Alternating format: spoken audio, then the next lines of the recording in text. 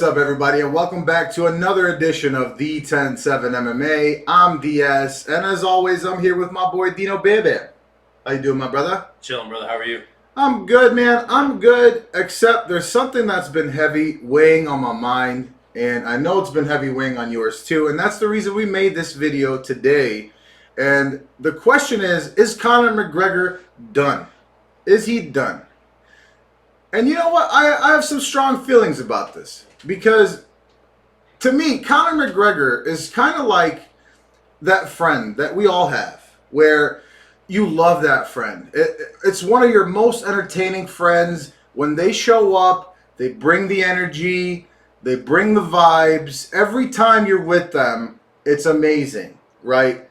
And Conor McGregor, to me, is kind of like that. And that's because we know who he is. We know what he's done for the UFC. We know what he's done for the sport. There is a very, very good chance that we'll never see somebody as impactful on the entire sport as Conor McGregor. But I think we're getting to a point now where, just like that friend that I was just mentioning, where you hit up that friend and you want to hang out with them, and even though they're so awesome and they bring such good vibes, you know, maybe they're a little flaky, right? And then you hit them up a bunch of times and they don't come through. And you're still like, oh, but I love that guy, right? Like, that guy is awesome and he makes me laugh and he's the best, right? But then after a while, when you keep hitting that friend up and he keeps flaking on you and he doesn't show up and he's not reliable, what happens after a while? After a while, you stop hitting him up, right? And why is that? It's natural, because clearly they don't care about you as much as you care about them. So to me, that's what Conor McGregor is right now. Conor McGregor is amazing. But how long are we going to let him get away with this? He's holding Michael Chandler hostage. He's holding the UFC hostage. We're watching The Ultimate Fighter now, but obviously that was filmed before. And I get it. Michael Chandler's trying to get the bag. So I don't blame him. I can't blame him for that. And Lord knows I don't. But it's unfair. It's unfair because as much as we love Conor McGregor, and if anybody does, you know that we do. Yeah. But how long are we going to keep letting him get away with this? He's holding the UFC hostage. He's holding Michael Chandler hostage. Michael Chandler he's got opportunities to fight other people. Arman Tsarukyan's calling him out. So, to me, I've had this thought for a long time. Even when The Ultimate Fighter was announced, I already had my doubts, man. Conor McGregor, in my humble opinion, is not fighting again in the UFC. And I can't blame him for that. He's got a shit ton of money. He's achieved so many things in this sport. But he's got one foot in and one foot out. Yeah. It's not fair to the sport. It's not fair to the fans. And not only that, you see Michael Chandler training, and you see all the videos of how hard he goes, and he always goes hard, and he's such an inspirational guy. And even look at The Ultimate Fighter. Conor McGregor wasn't even there. He's not there for the weigh-ins. Yeah. So, I mean, you tell me, man. Yeah, it's touching on The Ultimate Fighter, and I don't know if this has too much to do with Conor McGregor, but it hasn't been that entertaining.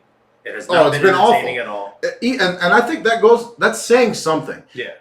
Before, I think Conor McGregor could carry something like this. Absolutely. No matter what he's doing. We waited in the MMA community for anything Conor McGregor said. We wait with bated breath, my guy. The best days of the MMA calendar year were Conor McGregor press conferences, Conor McGregor interviews on Ariel Helwani or wherever he was. And now all the media that we're getting from, like, I'm a guy that watches a ton of MMA media. More than anybody I know. If you're watching this, that's probably what YouTube has in your algorithm. It's MMA stuff, and God knows we're a tiny channel, but all day on my TV and on my computer, it's Helwani, and it's MMA Guru, and it's Jesse on Fire, and it's Aljo's podcast, and it's all this MMA content every day. And I'm actually, for the first time in my life, starting to get a little bit annoyed with the Conor McGregor content. That was never a problem before. Not even close. I'm a huge Conor McGregor fan. You were waiting for the next Conor thing. Absolutely. What's he going to do next? We went to UFC 264. We flew out to Vegas to see Conor. We went out to the press conference. We went to the weigh-ins. I've seen him in Chicago twice. I'm a huge Conor McGregor fan. I know you are as well, but it's different now, man. It's like, yes, it's the money thing. He doesn't need to fight anymore. The hunger might be gone. Not might be. I think at this point, it certainly is. Brother. Let's take it. The hunger is. It's been long gone. Absolutely. It's not about the hunger for him. Right. So now it's the passion of fighting, or you know who's the hunger? It's for the guys that are hoping to fight him. Absolutely. Like Michael Chandler. Right. Moicano wants money, right? Like he wanted Conor. Like everyone. Even Charles wants to fight Conor McGregor. Right. And look at the people Charles has beat and the things he's doing. Absolutely. And obviously things kind of went downhill they went uphill for Conor when he got to fight Floyd, right? That's when he got the bag, and now he's worth hundreds. That was the end of it. Right. And I'm not going to lie, Dino, I knew that was, in my mind, I knew that was the end of it. Or at least I really felt like that was the end of it. Of course, you give somebody $100 million or whatever the hell he made for that fight, generally, like, you're good, right? Came back, didn't look bad against Khabib, or looked decent against Khabib, but, like, that was Conor not taking the sport too serious. And then that's all we've seen since then, is we've seen Conor not taking the sport too serious. And I'm sorry, but I'm sure you've watched McGregor Forever. Yes. On Netflix. But in that, there are multiple fight preparations, multiple camps. Yeah. Where he himself says, like, oh, I told myself, like, I shouldn't have that drink. I had that drink and all this. Right. You're still doing it. You're fucking with a 200-something pound lady in a NBA, basketball bathroom, dude. Right. So now all we get, now the media is just bad when it comes to Conor McGregor. There's no positive Conor McGregor stories coming out. There's no fun little, quips. There's no fun little sayings. He's not attacking people in the fun, playful way that he used to. If he does, it's pathetic. Exactly. Now and it's weird because whenever Conor spoke, like, fighters were dying for Conor McGregor to say their name. Now it's just like, it seems like for most of them, they just kind of like brush him off when he mentions them, which is crazy. The high level fight. The high level fighters. The guys that like hope to fight, like Mike Chandler. Right. Again, I know that's your guy. Yeah. He like kind of like I understand what he's doing, like I said. But he's one of the only guys that's like giving him the time of day because he knew he could be next. Exactly. But the other guys at the top, they don't give a shit, dude. Yeah. Charles knows he'll whoop his ass. Yeah. But he's down for that money. So that's the conundrum, is we know that that's the bag. I don't think he's ever going to fight again, man. I don't think so either. And especially because of what we're seeing lately. It's like twice a year there's a sexual assault or whatever allegation. And even if they're wrong. That's fine. Why are you out there? Right, that's what I'm saying. You can't have that happening. So there's the sexual assault stuff. There's like the clear... It looks like he's been drinking a ton, Bro. He's clearly drugged out, which is unfortunate to say. And I hope, he gets the help he needs if he needs it. But it just doesn't seem like the guy wants to fight anymore. Bro. And unfortunately, I feel like the MMA community is just getting sick of him. The other thing, another thing I want to talk about is there was always a fight that made sense for Conor McGregor. I don't think there's a fight that makes sense for Conor McGregor anymore. If it is Michael Chandler, I'll watch it. Obviously, I'll watch anything. I think that's the only fight that made sense. I think if Conor wins, what's next? Does he fight Oliveira? They would give it. Oliveira kills him. He kills him. He chokes him out in a round. Oh my god, what's the point? He'll That's die. what I'm saying. Yeah. So at this point, it doesn't seem like you can't be at the top at 155 or 170 or and that's the other 185. thing. That's the other thing. Yeah. I just want to say, I'm sorry to interrupt you. I don't want to see Conor fight Chandler at 170, 185. And I know Chandler's done because he wants the money. And I've said that already how many times? Yeah. That's fine. I don't want to see that. You know why? Because what is that? Okay, Conor beats Chandler at 185, right. 170. What does that do? Nothing. What does that do for 155? Where Chandler is going to fight? He's too short to fight at 170. Oh, he can't make it. He'll get clapped up by Leon. Yeah, absolutely. By all those guys. So, and listen, and the other thing is, I genuinely do believe that Conor, in his mind, he convinces him. You can see the battle he fights with himself in Conor McGregor Forever. You can see it in the Ultimate Fighter. You can see the mental battle that he goes through, and I do genuinely believe that in his mind, we all have cognitive dissonance in life. Sure. But I do believe that in his mind, he genuinely believes that this is my sport. Like, this is my, like, I'm always going to be this. He says that all the time, but you're not. I think in theory he does. And I do think that he wants it, but not as much as he wants to live the lifestyle that he's living. Yeah. And I think at some point you have to man up. You're a grown-ass man.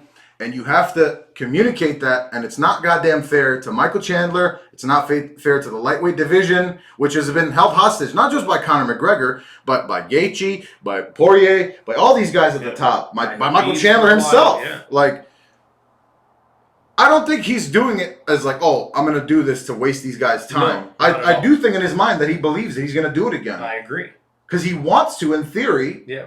But he's not doing it in practice, dude. You're at Monaco getting slapped on a yacht. Like, that's what I'm saying. And more power to you, bro. My brother, I get it. I would do it too. Like, shit, I'd be partying and turning up if I had that kind of money as well. I would not fight. I know that much. Bro. I'm not getting my ass beat or, you know what I mean, like taking that chance if I don't need to. Bro, listen. So I get it. Look at Conor McGregor's face right after the fight that we went to at UFC 264. And then look at his face now. Oh, it's so different. He looks like a completely different human being. Yeah. He got hair plugs, by the way. Yeah. I noticed that. His veneers. He got veneers. His face is huge. Bro, I know a lot about steroids. Yeah, yeah. I have extensive research on this shit. He has done HGH. Like, remember Barry Bonds? I'm not saying it's to that extent, but he's puffy. There's a reason you get puffy as a grown man. Steroids or drinking. He's doing both. Yeah. And again, I'm not... Bro, it's all good. But I do think that you have deeper issues when you have a child, you have multiple children, you have another one on the way. He just announced his fourth child on the way. Yep. And you're fucking with random ass big women at NBA playoff games. And a lot of people assume she was a dealer. Like, she was the one. Oh, dude, I saw in the video. He's like, bro, he's got issues. I just think that he needs to let us know and really be real with himself first and foremost. It's over. It is over. Right? Floyd knows it's over for him. Yeah. But Floyd is not as stupid as Conor is in this regard. Mm-hmm. Conor he's a hedonist. He likes the best things in life. Right? It's time to call it quits. It's time to stop holding this division hostage. It's time to let Michael Chandler fight Arman Tsarukyan. It's time for Michael Chandler to fight down and let another prospect do something. And the loser of Gaethje Poirier too. Mm-hmm. It's unfortunate for the sport, but it was never gonna be a thing. Yeah. The only thing with that is I believe that the UFC will reward Michael Chandler with a huge matchup because this Conor McGregor thing is happening. Now already? Whenever it is. Because Gaethje's not going to sign the dotted line to fight anyone until he knows he's not fighting McGregor. Until that's like official. You think that's the expectation? Yes. So now we know that if he wins. I'm sorry? Let's say Poirier wins. Sure. What do you think happens then? I don't know. But all I'm saying is I think Michael Chandler gets a huge matchup. What's a huge matchup? Poirier. You think he fights up? I don't think he's not going to fight Poirier. I think he fights up, and the UFC. Bro, he just fought Gaethje and Poirier. I get it, and he just fought Charles too. He's not fighting any of those guys, dude. I think he might because the UFC is going to owe the guy a lot. It's going to be I don't over think they a year. Look at it like that, it's going to be over a year from when he's last fought when he fights again. Because Conor at this point. But why did he do it though? For the bag. For him, it's not like he did the UFC a favor. He's been trying to fight Conor McGregor for over a year. Right. He did do them a favor by coaching the show and not taking a fight at 37 years old. Is he 37? I believe so. He's like 36, 37. He's an older guy. Anyways, I feel bad for Michael Chandler. I feel bad for Conor McGregor, to be honest with you. And I feel terrible for us MMA fans. I don't think we deserve this.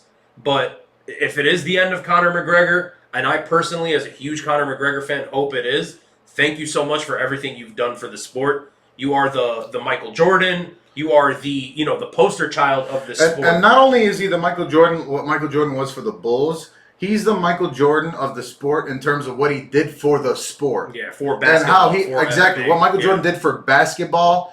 Michael Jordan, how he elevated to China, to Asia, to Bosnia, dude. Yeah. Like, one of my first memories as a Bosnian refugee was coming here in '98, and when they won their last title, probably my first memory in the United States was I loved basketball growing up. I knew Michael Jordan.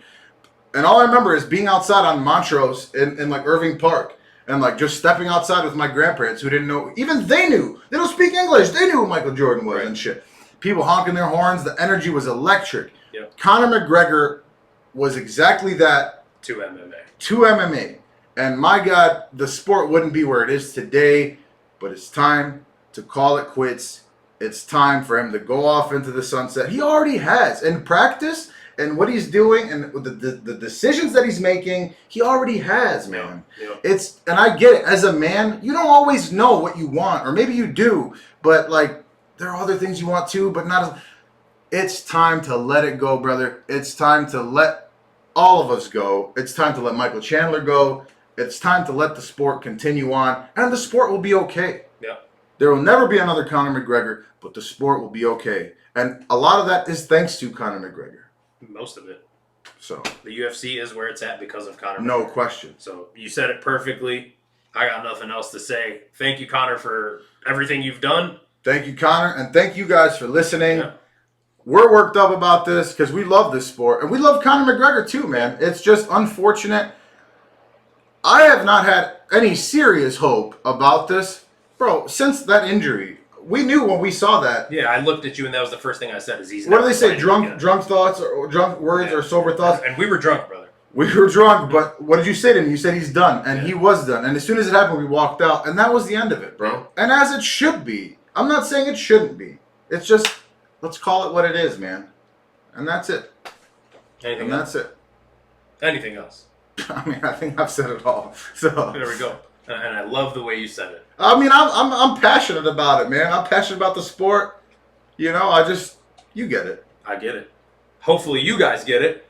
And if you enjoyed the content, guys, please like and subscribe. Go ahead and follow us on Instagram at the107MMA. Same way it's spelled here on our channel. Thank you guys for watching.